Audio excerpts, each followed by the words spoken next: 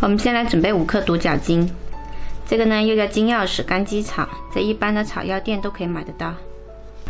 用清水洗一下，然后再浸泡半个小时。再来洗5克太子参，洗好了跟独角精放一起浸泡。再来准备5克鸡内金，这个在药店也可以买得到，先浸泡半个小时。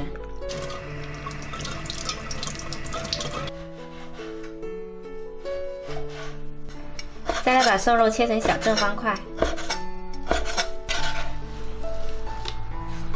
冷水下锅焯去血水，加入2片姜，少许料酒去腥。焯好了捞出来，再用清水冲洗一遍。再来把瘦肉放到炖盅里，泡开了鸡内金洗多几遍，然后也加到炖盅里了。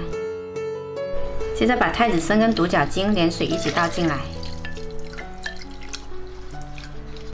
再加入适量清水，放到炖锅或者说是一般的蒸锅里面蒸1个半小时。好了，我们的汤炖好了，最后加适量的盐调一下味。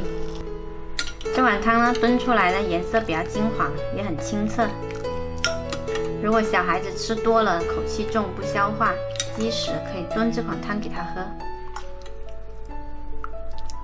去干肌效果也挺好的，喜欢的话可以试一下哦。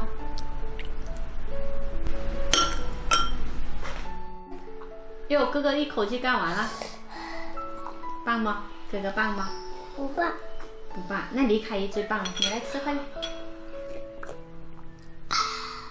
好，咱给。